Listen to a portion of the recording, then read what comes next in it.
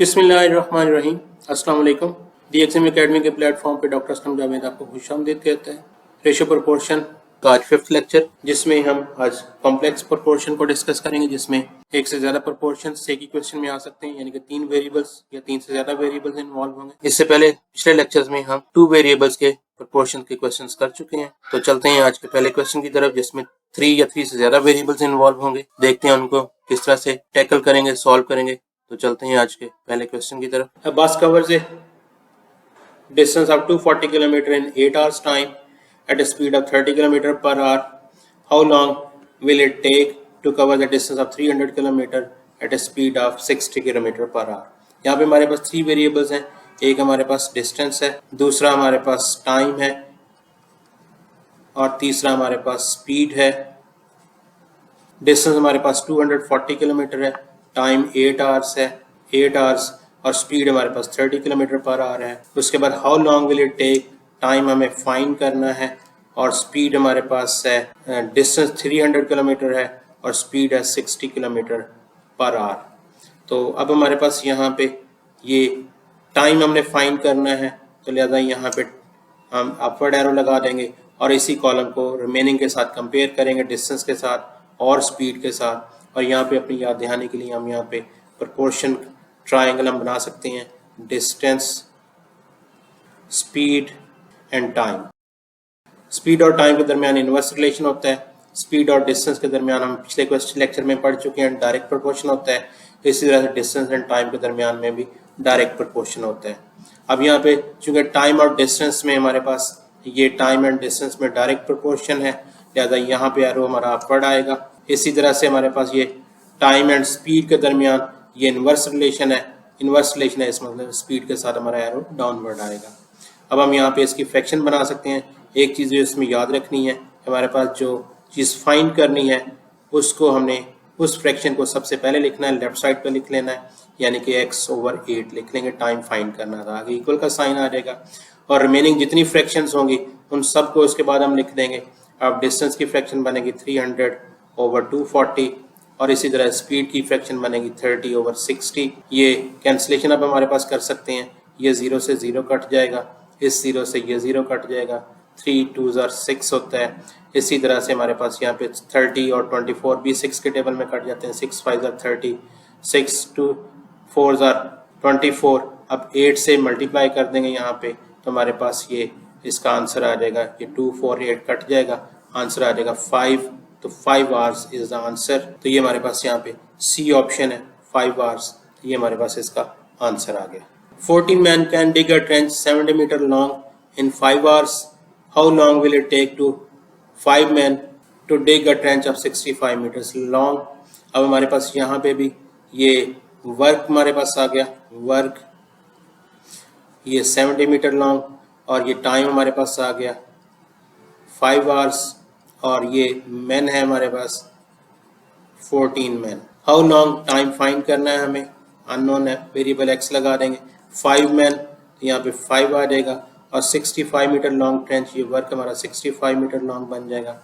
अब हमें चूंकि टाइम फाइंड करना है, सो इसके साथ हमारा अपवर्ड एरो आ जाएगा और इसको अब हम कंपेयर करेंगे वर्क के साथ।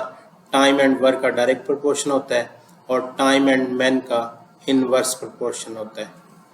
तो अब वर्क के साथ अपवर्ड एरो आएगा और मैन के साथ डाउन एरो आ जाएगा। अब हम फ्रैक्शंस बना लेंगे, हमारी फ्रैक्शन बनेगी। इस फ्रैक्शन को सबसे पहले लिखना है, टाइम वाली जो फाइंड करनी है, यानी कि x/5 आ जाएगा। उसके बाद हमारे पास ये 14/5 ये मैन की फ्रैक्शन हमारे पास आ जाएगी और तीसरी फ्रैक्शन हमारे पास आ जाएगी वर्क की, वो आएगी 65/70। अब यहाँ पे हमारे पास ये 5 से 5 कट सकता है, ये काट देंगे। इसी तरह से 14 और 70 ये कट जाता है, 14 5s are 70 होता है और 5 65 से कट जाएगा 13। हमारे पास इस तरह से इसका D option is answer. 13 hours are required to dig a trench of 65 meter long by 5 men। तो चलते हैं नेक्स्ट क्वेश्चन की तरफ। 14 hospitalities consume 630 kg rice in 18 days. How many hospitalities will eat 770 kg rice in 28 days? तो यहाँ पे हमारे पास ये 630 किलोग्राम राइस, ये हमारे पास फूड कह लें हम इसको, फूड है 630 kg राइस और उसके बाद डेज हमारे पास है 18 और हॉस्पिटैलिटीज़ और मैन तो हम यहाँ पे इसको कह सकते हैं ये हमारे पास है जी 14। इसी तरह से हमारे पास यहाँ पे हाउ मैनी हॉस्पिटैलिटीज़ कितने मेहमान जो है वो 770 kg राइस कंज्यूम कर सकते हैं इन 28 डेज। तो यहाँ पे हमने ये मैन फाइंड करना है, ये फाइंड करना है तो इसके साथ हम अपवर्ड एरो लगा देंगे और उसके बाद मैन और फूड का कंपेयर करेंगे। तो जितने ज़्यादा आदमी होंगे उतनी ज़्यादा फूड कंज्यूम करेंगे तो ये डायरेक्ट प्रोपोर्शन आएगा, जबकि मैन और डेज में इनवर्स प्रोपोर्शन आएगा। तो मैन और फूड तो फूड के साथ अपवर्ड एरो आ जाएगा, मैन और डेज में इनवर्स रिलेशन था तो डेज के साथ डाउनवर्ड एरो आ जाएगा। अब हम इसकी फ्रैक्शन बना लेंगे x/14 इक्वल्स टू फूड की फ्रैक्शन बनेगी हमारे पास 770/630 और डेज की फ्रैक्शन बनेगी 18/28। तो यहाँ पे ये कैंसिलेशन हम कर सकते हैं, ये 0 से 0 कैंसिल हो जाएगा और इसी तरह से ये 14 इस साइड पे जाके हम मल्टीप्लाई कर देंगे। 14 2s are 28 होता है, 2 और 18 कट जाएंगे। इसी तरह से 9 और 63 कट जाएंगे, 7 और 77 कट जाएंगे। तो हमारे पास इसका आंसर आ गया जी 11 मैन जो है वो 770 kg राइस जो है वो 28 डेज में कंज्यूम कर सकते हैं। तो 11 इज द आंसर। चलते हैं नेक्स्ट क्वेश्चन की तरफ। 9 man used 45 tissue papers in 6 days. How long will 70 tissue papers last for 7 men? तो हमारे पास यहाँ पे एक तो मैन 9 मैन है और 45 टिश्यू पेपर्स हैं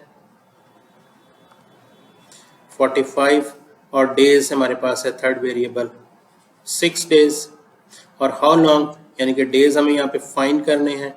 70 टिश्यू पेपर्स बॉक्सेस हैं और 7 मैन हैं। हमें यहाँ पे डेज फाइंड करने हैं सो इसके साथ अपवर्ड एरो प्लेस कर देंगे।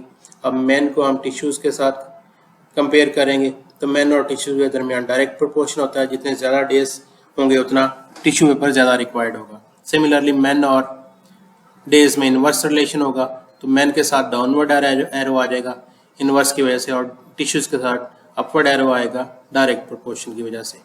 अब इसकी फ्रैक्शन बना देंगे, डेज की फ्रैक्शन बनेगी x/6 इक्वल्स टिश्यूज़ की फ्रैक्शन बनेगी 70/45 मल्टीप्लाई मैन की फ्रैक्शन बनेगी 9/7।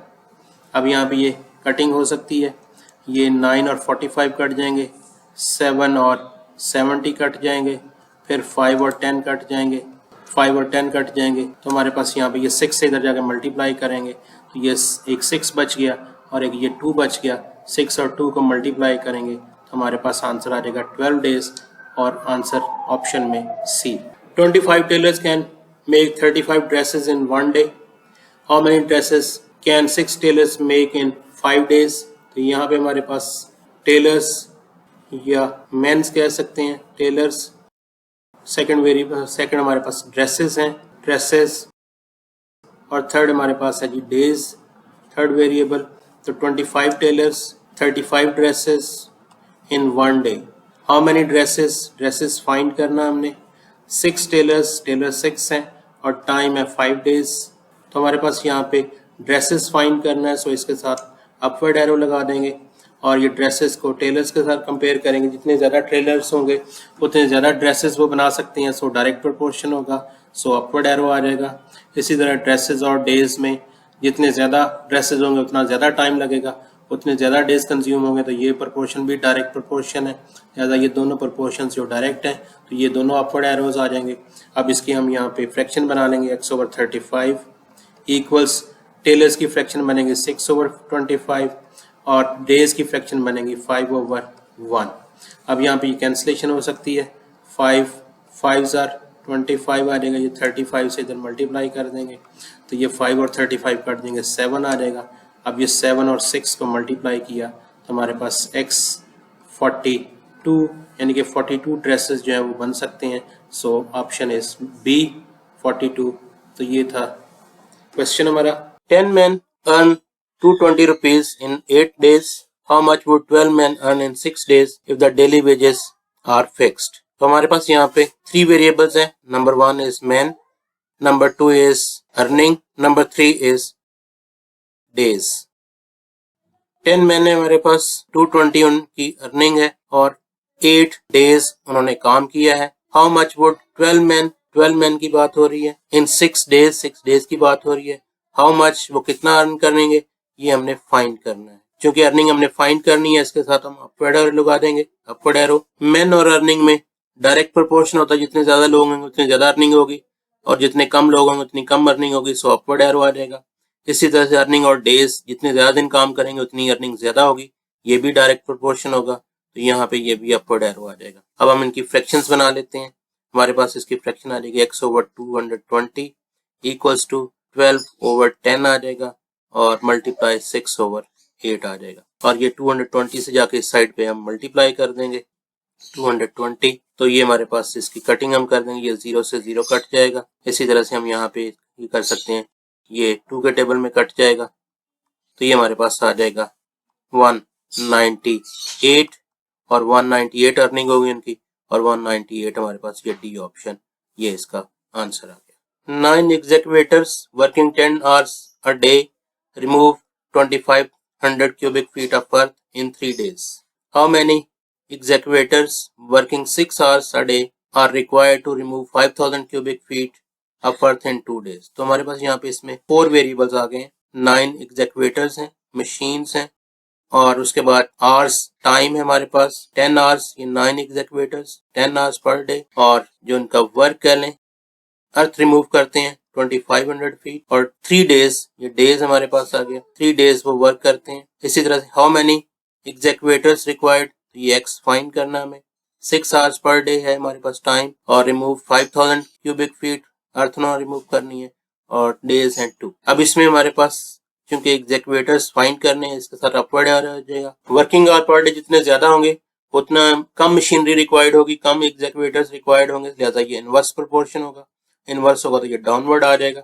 इसी तरह से एग्जीक्यूटिव्स को हम वर्क के साथ, जितना ज्यादा काम होगा उतने ज्यादा एग्जीक्यूटिव्स रिक्वायर्ड होंगे, लिहाजा ये डायरेक्ट प्रोपोर्शन होगा। ज्यादा काम, ज्यादा अगर उन्होंने जमीन जो अर्थ जो रिमूव करनी है तो उसके लिए ज्यादा मशीनरी रिक्वायर्ड होगी, सो ये डायरेक्ट प्रोपोर्शन होगा। सिमिलरली हमारे पास यहाँ पे इसको कंपेयर करेंगे डेज के साथ, जितने ज्यादा टाइम होगा उतनी कम मशीनरी रिक्वायर्ड होगी और जितना कम टाइम होगा उतनी ज्यादा मशीनरी रिक्वायर्ड होगी उस जॉब को फिनिश करने के लिए, लिहाजा ये भी इनवर्स प्रोपोर्शन होगा। सो हमारे पास यहाँ पे 2 इनवर्स प्रोपोर्शन है और एक डायरेक्ट प्रोपोर्शन है। अब हम इसकी फ्रैक्शन बना लेते हैं। एग्जीक्यूटिव्स फर्स्ट कॉलम की फ्रैक्शन बनेगी x/9, सेकंड टाइम की फ्रैक्शन बनेगी 10/6, मल्टीप्लाई थर्ड वर्क की फ्रैक्शन बनेगी 5000/2500 और तीसरी बनेगी डेज की फ्रैक्शन 3/2। अब ये 9 से हम जाके इधर मल्टीप्लाई कर देंगे इस साइड पे, तो ये कैंसिलेशन हम कर सकते हैं, ये इससे कट जाएंगे 2 zeros, 25 2s are 50 होता है, ये 2 से 2 कट जाएगा, 3 2s are 6 होता है और 2 5s are 10 होता है, और 5 को 9 से मल्टीप्लाई करेंगे तो हमारे पास ये आ जाएगा 5 9s are 45। 45 एग्जीक्यूटिव्स रिक्वायर्ड होंगे to do this job, so answer is C option. 5 aeroplanes use 5000 liter fuel in 6 days. How long would 1000 liter fuel would last for 3 aeroplanes if 2 are laid out for repairs? Total हमारे पास 5 planes हैं, planes 5 हैं और fuel हमारे पास जो है वो fuel वो 5000 litre है। उसके बाद टाइम हमारे पास जो है वो 6 डेज है, और हाउ लॉन्ग हमने यहाँ पे डेज फाइंड करने हैं। 1000 लीटर फ्यूल है हमारे पास सब, और लास्ट फॉर 3 एरोप्लेन के लिए कितने डेज के लिए चलेगा। 2 are laid out for repairs, 2 जो है वो अवेलेबल नहीं है, वो रिपेयर के लिए जा चुके हैं। अब हमारे पास यहाँ पे हमने डेज फाइंड करने हैं, तो डेज के साथ हमारे पास अपवर्ड एरो आएगा। डेज और फ्यूल में डायरेक्ट प्रोपोर्शन होता है, क्योंकि जितना ज्यादा फ्यूल होगा उतने ज्यादा दिन चलेगा और जितना कम फ्यूल होगा उतने कम दिन चलेगा। सिमिलरली डेज और प्लेन्स में इनवर्स रिलेशन होता है, ज्यादा प्लेन्स होंगे तो जल्दी फ्यूल खत्म हो जाएगा और कम प्लेन होंगे तो फ्यूल ज्यादा दिन तक चलेगा, ज्यादा ये इनवर्स प्रोपोर्शन होगा। फ्रैक्शन बनाते हैं, x/6 आ जाएगा इक्वल्स 1000/5000 मल्टीप्लाई 5/3, ये से कट जाएगा। 6 को दूसरी साइड पे ले जाते हैं, यहाँ पे हम ये 3 और 6 कट गए, तो ये जीरोस कट जाएंगी, 5 से 5 कट जाएगा, हमारे पास इसका आंसर आ गया जी 2 डेज। अब ये फ्यूल जो है 3 प्लेन्स के लिए सिर्फ 2 डेज के लिए सफिशिएंट होगा। ये था हमारा आज का लेक्चर। मिलते हैं नए लेक्चर में नए टॉपिक के साथ, तब तक के लिए अपना ख्याल रखिएगा, दुआ में याद रखिएगा। अस्सलाम वालेकुम एंड अल्लाह हाफिज।